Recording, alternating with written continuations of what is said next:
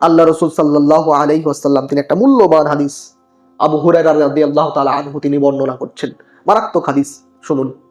আবু হুরায়রা রাদিয়াল্লাহু তাআলা আনহু তিনি যখন হাদিসটা বর্ণনা করছেন, তিনি বলছেন, এই হাদিসটা আমি আল্লাহ রাসূলের কাছ থেকে যখন শুনেছিলাম, তখন শুধুমাত্র তিনি আর আমি ছিলাম, আর কেউ ছিল না।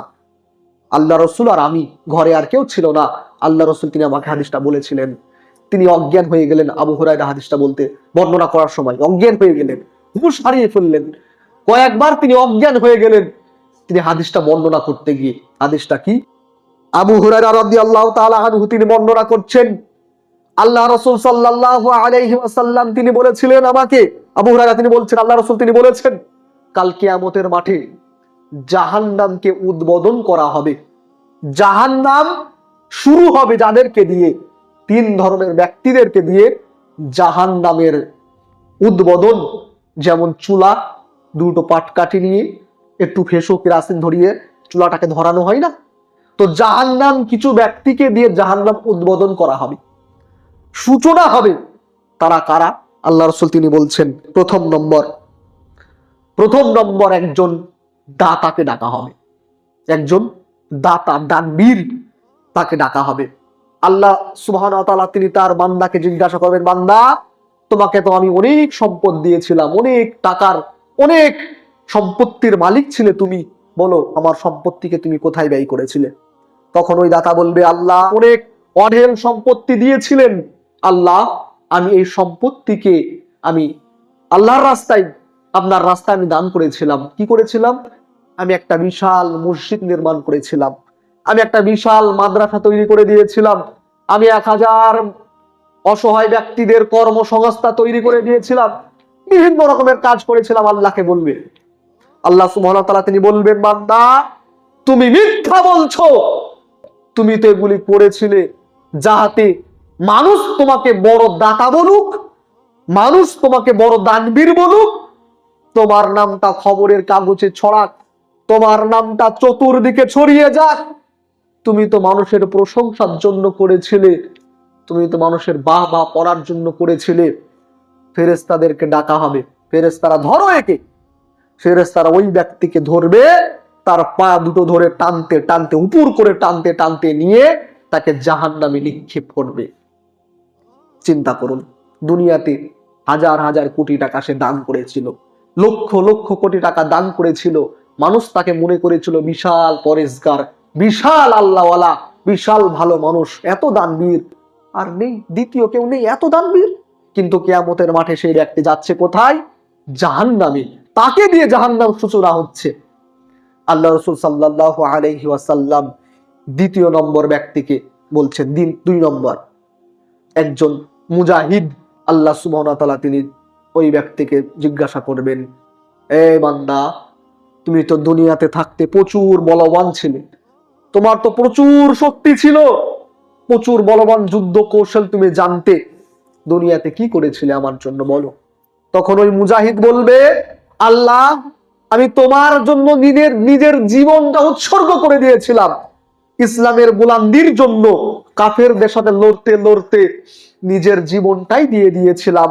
আল্লাহ সুবহানাহু ওয়া তাআলা তিনি বলবেন, বান্দা তুমি তো মিথ্যা বলছো, তুমি মিথ্যা বলছো, তুমি তো যুদ্ধ করেছিলে যাহাতে তোমাকে মানুষ বলুক তুমি বিশাল বড় সৈনিক, তোমার নামটা ইতিহাসের খাতায় লেখা থাকুক, তুমি তো মানুষের প্রশংসার জন্য, চির অমর হওয়ার জন্য, যে অমর বলে না, তার নামটা অমর হয়ে আছে, তো এটার উদ্দেশ্যে তুমি তো জীবনটা দিয়েছিলে, তুমি তো মিথ্যা বলছো বান্দা। ফেরেশতারা শোনো, এসো ধরো একে। ফেরেশতারা ওই ব্যক্তির ন্যায় ওকেও তার পা দুটো ধরে উপর করে টানতে টানতে জাহান্নামে নিক্ষেপ করবে। চিন্তা করুন, পৃথিবীর মধ্যে সবথেকে বড় ইবাদত, সবথেকে বড় ত্যাগ, সেটা হচ্ছে জিহাদ। যে ব্যক্তি জিহাদ করে আল্লাহর রাস্তায় নিজের জীবন দিয়ে দেয়, তার কোনো হিসাব হবে না, তার গোসল হবে না, ওই কাপড়েই তাকে দাফন করতে হবে ডাইরেক্ট জান্নাতে। এবং 70 জন ব্যক্তিকে একজন মুজাহিদের সুপারিশে 70 জন ব্যক্তিকে জান্নাতে নিয়ে যেতে পারবে।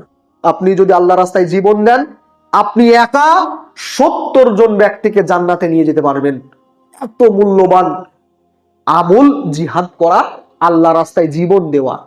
কিন্তু এই ব্যক্তি জীবন দিয়েছে, কিন্তু তারপরেও সে ব্যক্তি জাহান্নামে যাচ্ছে। শুধু একটু তার নিয়ত ছিল মানুষের প্রশংসা, মানুষ তাকে বিশাল বড় সৈনিক বলুক, এই লৌকিকতা তার অন্তরে থাকার কারণে সে ব্যক্তি জাহান্নামে যাচ্ছে।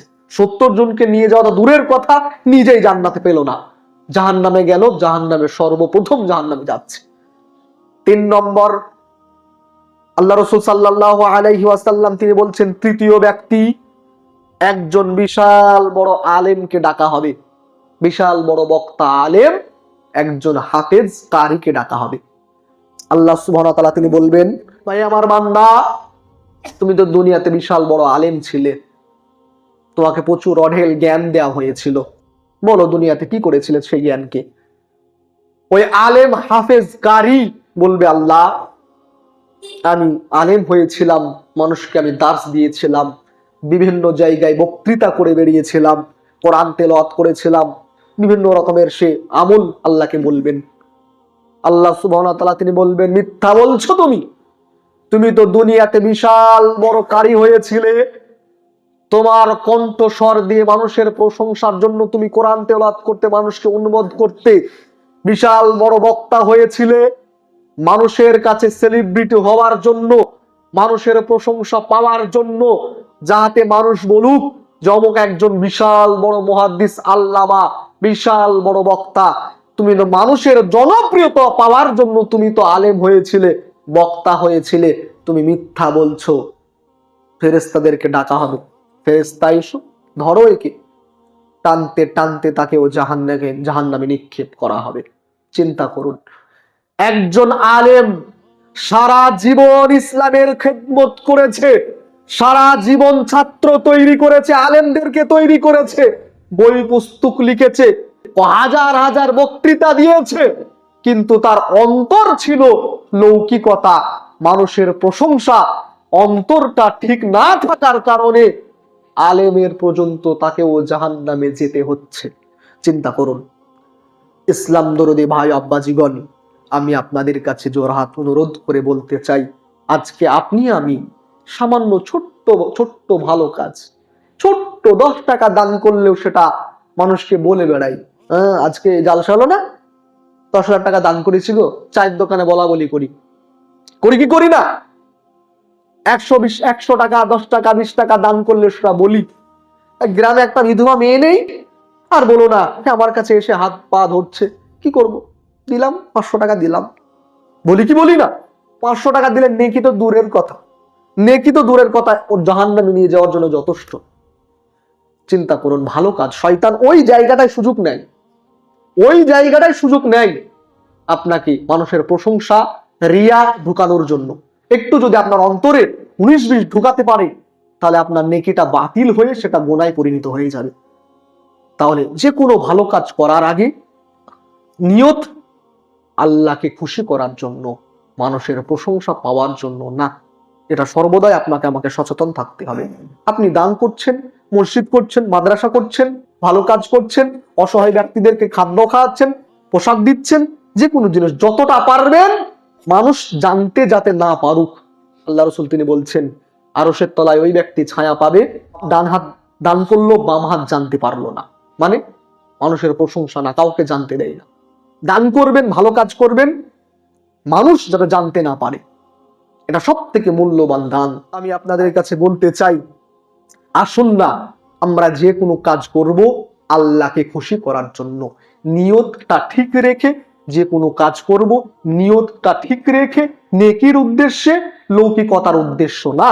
আল্লাহর কাছে দোয়া করি, হে মাওলাই কারিম, হে আল্লাহ, হতভাগা মুসলমান সমাজ, আজকে আমরা দান থেকে শুরু করে, মসজিদ নির্মাণ থেকে শুরু করে, অসহায় মানুষের পাশে দাঁড়ানো থেকে শুরু করে, যে কোনো আমল আমরা যখনই করব আল্লাহ তোমাকে খুশি করার জন্য করতে পারি, সেই তৌফিক তুমি দান করো। হে আল্লাহ, আজকের মুসলমান যাহারা আমরা মসজিদে নামাজ পড়তে এসেছি, আল্লাহ প্রত্যেকের লৌকিকতা অন্তর থেকে তুমি দূর করে দাও, প্রত্যেকের গুনাহ খাতাকে তুমি মাফ করে দাও। হে আল্লাহ, আমরা যতটা দিন বেঁচে থাকবো, সারাটা জীবন তোমার উদ্দেশ্যে, তোমাকে খুশি করার জন্য আমরা দান খয়রাত সাদকা করতে পারি সেই তৌফিক তুমি দান করো। আল্লাহ তুমি আমাদের প্রত্যেককে 5 ওয়াক্ত নামাজি বানাও। হে আল্লাহ, আজকে যাহারা মসজিদে নামাজ পড়তে এসেছি, আল্লাহ আমাদের মানসিক, পারিবারিক, শারীরিক সমস্ত বালা মুসিবত তুমি দূর করে দাও। হে আল্লাহ, আমাদের আত্মীয় স্বজন যাহারা অন্ধকার কবরে চলে গেছে, কবরে আছে, আল্লাহ জানি না তারা কেমন আছে, আল্লাহ তুমি তাদের কবরের আযাবকে তুমি মাফ করে দাও, তাদের কবরকে তুমি প্রশস্ত করে দাও। হে আল্লাহ, আমাদের আত্মীয় স্বজন পরিবার যাহারা অসুস্থ বিছানায় পড়ে আছে, যারা মৃত্যুর সাথে লড়াই করছে, আল্লাহ তুমি আরোগ্য দানকারী, আল্লাহ তুমি সেই সমস্ত অসুস্থ ব্যক্তিদেরকে তুমি শেফা দান করো।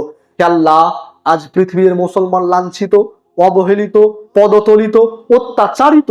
হে আল্লাহ, আজকের সুদানের মুসলমান কত নির্মম অত্যাচারিত হচ্ছে, আজকে ফিলিস্তিনের মুসলমান অত্যাচারিত হচ্ছে, আজকে চীনের উইঘরের মুসলমান অত্যাচারিত হচ্ছে। হে আল্লাহ, তুমি মাজলুম মুসলমানকে জালেমদের হাত থেকে তুমি রক্ষা করো। হে আল্লাহ, তুমি আমাদেরকে সঠিক বুঝ দান করো। আল্লাহুম্মা সাল্লি আলা মুহাম্মাদ ওয়া আলা আলি মুহাম্মাদ কামা সাল্লাইতা আলা ইব্রাহিম ওয়া আলা আলি ইব্রাহিম ইন্নাকা হামিদুম মাজিদ। আল্লাহুম্মা বারিক আলা মুহাম্মাদ ওয়া আলা আলি মুহাম্মাদ কামা বারাকতা আলা ইব্রাহিম ওয়া আলা আলি ইব্রাহিম ইন্নাকা হামিদুম মাজিদ। সুবহানাকা আল্লাহুম্মা রাব্বানা বিহামদিকা আশহাদু আল্লা ইলাহা ইল্লা আনতা আস্তাগফিরুকা ওয়া আতুবু ইলাইক।